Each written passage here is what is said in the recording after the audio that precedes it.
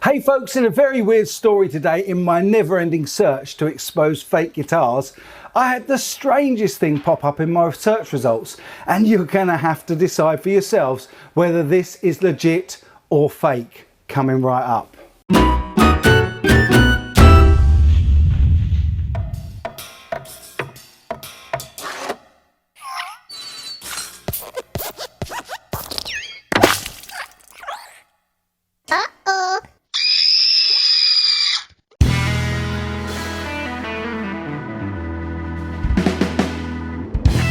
Today's helping of guitar fakery comes with a macabre twist, and if this is real, it's pretty sick. And I don't mean sick as in good, I mean sick as in yuck. It comes from the Snopes.com website, and I'll be sure to put a link in the description down below so you can go and check it out for yourself. But allegedly, there's an Instagram musician from Florida calling himself Prince Midnight who has made a guitar out of his Uncle Philip's skeleton.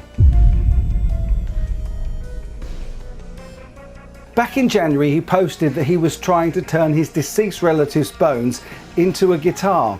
He alleged that his uncle had donated his remains to a Greek school. Prince Midnight says that after his uncle died in a car accident in the 1990s, the school had used his body for teaching purposes. However, recently the school decided that they no longer wished to use real body parts and bones in their education program, and so the remains were returned to Philip's family. Here's how Prince Midnight's Instagram posts read. So my Uncle Philip died in the 90s and donated his body to science. However, the schools in Greece discontinued using actual skeletons, and he ended up in a box in a cemetery that the family had to pay rent on. A permanent grave was going to be $150,000. So we finally made the move to bring him home to the USA. Happy to be reunited, and as many of you know, my Uncle Philip was a big metalhead and very influential to me growing up. Since repatriating his remains, I've struggled with what to do with them. I've decided that I'll be turning Uncle Philip into the first actual human skeleton guitar so he can continue to shred forever. The Florida man then proceeded to document the process over a period of weeks to turn the rib cage and backbone into a heavy metal electric guitar. I wonder what George Lynch would make of it. He was famed, of course, for using the ESP Skull and Bones model guitars that he played pretty much extensively during his days in Don Docken's band. Sadly, George Lynch's Skull and Bones guitar is a regular on the Chinese fake market websites such as DHgate and AliExpress. It's still a pretty popular guitar, so maybe Prince Midnight will be the next to be copied by the counterfeiters. Apparently they won't enjoy making them though, as it's reported that drilling through the bones to strengthen them with a steel rod smelled really bad, but had to be done as Philip's skeleton was just too old and rickety. Maybe he had a backbone. On February the 10th, Prince Midnight posted a video supposedly showing the Skelecaster in action. And actually, the guy genuinely seems to be a guitar player. I guess this rocker must be into death metal, right? Well, here's a clip of him actually playing the monstrosity.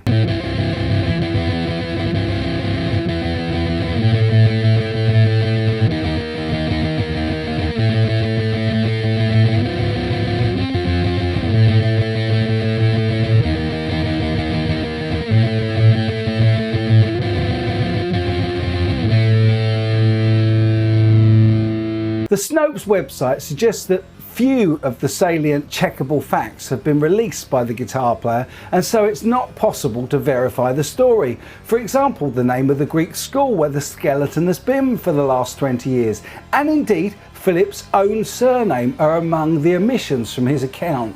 There are also notable similarities between Prince Midnight and a local Florida prankster who has created fake personas just to get on the TV news several times, including a Guinness World Record for the longest acrylic nails, and also a guy called Justin Arnold who tricked a newspaper into putting a fake picture of a two-headed alligator on its cover. When Snopes reached out to the skeletal shredder, his response was to check out his latest EP on Spotify, leading many to suspect that this is just a hoax and a promotional stunt to get some coverage for the musician's latest release. So, what do you lot think? Is the Skelecaster real, or is it just a grave mistake? to promote Prince Midnight's EP. Personally, I think it was weird to make a guitar out of his uncle. If he wanted to be a musical instrument, I would have thought it more fitting to make him into a trombone. Anyway, I'll stop trying to be humorous and leave that to you lot in the comments section. I look forward to your comments as always and will at least have a good laugh at your skeleton jokes. And I'll try to respond to as many as I can, just as I always do. If you've enjoyed this video, please hit the thumbs up bone, and it can't hurt to subscribe if you haven't already. I'll be back with the very best content I can, including the Benton versus Glary video, just as soon as I can complete it to the usual standard. But in the meantime, stay safe, have a great weekend and take good care.